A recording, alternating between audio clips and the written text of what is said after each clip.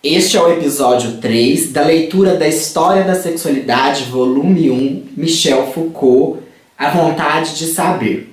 O episódio 3 é referente à segunda parte da hipótese repressiva, que é o segundo capítulo. A segunda parte ela se chama A Implantação Perversa.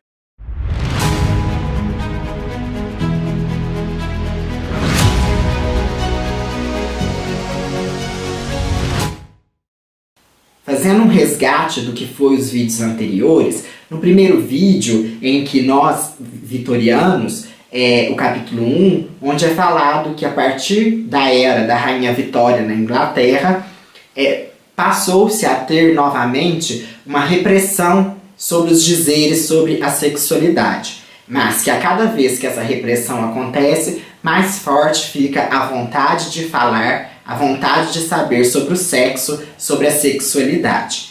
No segundo capítulo, a hipótese repressiva, ela é dividida em duas partes. Na primeira parte, em que é intitulada A Incitação aos Discursos, nós vimos que vai haver um impulso para falar cada vez mais sobre sexo e sexualidade. Mas, perpassados pelo poder e pelo saber, estes discursos ficam muitas vezes ainda numa categoria do silêncio, do escondido, do proibido, do vergonhoso.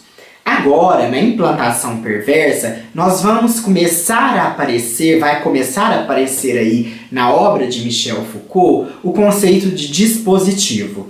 E um dispositivo específico, que é o dispositivo da sexualidade. Então, essa implantação perversa diz respeito dessa implantação deste dispositivo na sociedade moderna, principalmente a sociedade do século XX. Nós vamos perceber nos escritos de Michel Foucault que ele não segue uma ordem cronológica muito fixa, porque ele está trabalhando com a nova história, ele está trabalhando com outro jeito de fazer história, né? E o que importa para Foucault são as ideias, as mentalidades, e não as sequências, os fatos, os acontecimentos históricos de cada época.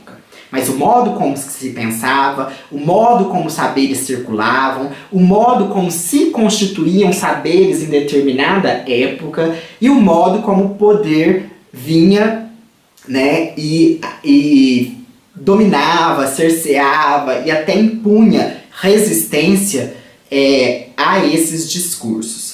Então aqui ele está falando, né, da colocação do sexo em discurso, como ele diz. Ela não estaria ordenada no sentido de afastar da realidade as formas de sexualidade insubmissas à economia estrita da reprodução. Dizer não às atividades infecundas, banir os prazeres paralelos, reduzir ou excluir as práticas que não têm como finalidade a geração. Então aqui mais uma vez ele continua questionando que o sexo só é bem visto dentro do matrimônio, né? Dentro do casamento católico, né? E para a reprodução. E que todas as outras formas, então, elas são colocadas aí, são negadas. E aí ele vai falar de uma economia útil e politicamente conservadora, né? Útil para quem? Para esse modelo patriarcalista, né? Que vem aí muito forte até os anos 50, mais ou menos, que foi quando foi descoberta a pílula anticoncepcional, e esse modelo começa então a ruir um pouco, e ainda estamos lutando para ele ruir bastante, né? Então ele fala os séculos 19 e 20, né, foi a idade da multiplicação, mas ao mesmo tempo, né, as sexualidades vistas como perversões. Todo mundo que se dispunha a falar e tinha uma maneira mais aberta de falar sobre sexualidade eram colocados no nível você é um pervertido, você é um sem vergonha, né, e tudo mais. E tudo isso vai estar ligado com três esferas: o direito canônico, a pastoral cristã e a lei civil, né? Fora disso, é isso que regulamenta as sexualidades, né? Porque ele vai falar que não existe só uma, dentro também das relações matrimoniais. Então tem uma frase interessante que ele coloca assim na página 41. O sexo dos cônjuges era sobrecarregado de regras e recomendações. Então essas regras e recomendações que nós podemos perceber que ele vai chamar de implantação perversa. Porque a perversão para ele está muito mais na proibição, no interdito, do que no exercício pleno de uma sexualidade, né?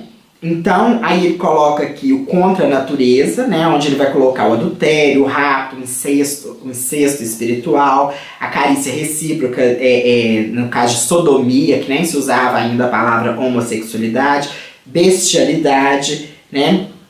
Que foi muito tempo colocado contra a natureza. É que Foucault vai dizer que vai ter sempre uma interrogação, né, dentro dessa implantação desse dispositivo, questionamento sobre a sexualidade, mas não é qualquer sexualidade que é questionada. É a da criança, a do homossexual, a do louco, né? É onde Foucault está pensando muito a questão do que é normal e do que é anormal. Porque para ele, aquilo que é dito e tomado como anormal não é anormal. É fora de uma norma, mas qual norma que deveria ser a da sociedade? É a que está vigente ou outras, né? Trabalha muito na questão da diferença, por isso que ele é muito visto também na questão das diversidades, movimentos de diversidade, né? Que aí depois com a Judith Butler, com as questões do gênero, vai ter aí uma configuração ainda maior. Foucault está questionando essa implantação perversa e questionando a simples proibição.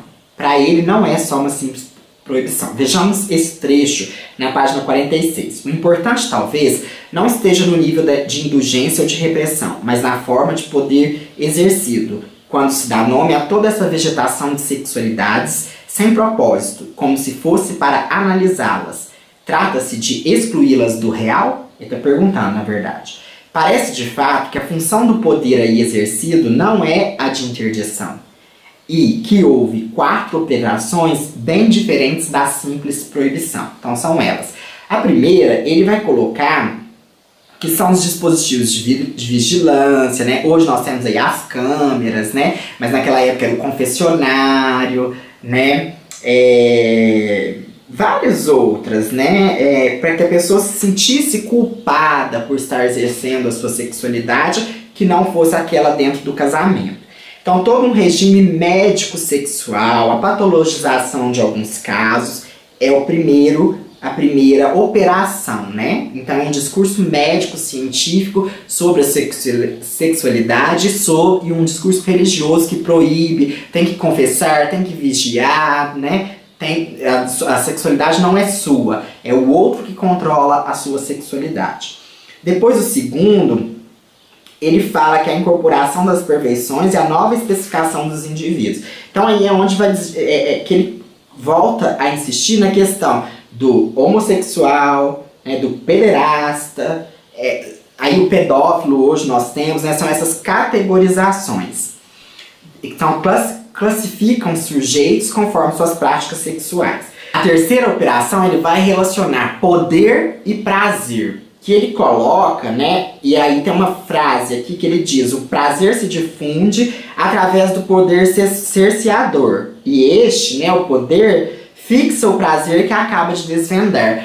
Então, me lembra muito aquelas questões, né, e até tem um conto do Caio Fernando Abreu, que é o Sargento Garcia, em que o menino vai ali fazer o alistamento, né, militar, depois o cara, né, com bigode, um senhor mais velho, vai ter a experiência homossexual. Quer dizer, ninguém pode saber, né, no quartel, mas ele tem esse desejo, porque ele tem esse poder, ele consegue à força algo que seria naquela sociedade condenável, né? Então é muita questão de poder e prazer juntos, correlacionados. Quem tem poder pode forçar o prazer, e quem quer sentir prazer muitas vezes tem que se submeter a um poder. Ele vai aprofundar aqui, eu não consigo tanto falar, né? Foucault é muito poético, essa história da sexualidade são palavras muito bem escolhidas. Eu acho que ele tinha um êxtase quando escrevia, mas a gente não pode pensar só no sobrenatural.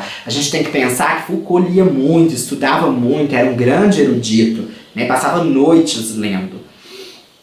E por último, a quarta operação, os dispositivos de saturação sexual, né? Então, são desejados, ele coloca os desejados e os perseguidos. Aí ele faz a seguinte interrogação: Seria a família do século XIX uma célula monogâmica e conjugal?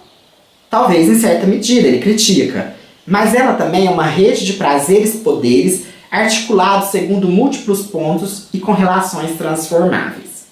Tudo faz da família, mesmo reduzida às suas menores dimensões, uma rede complexa, saturada de sexualidades múltiplas, fragmentárias e móveis.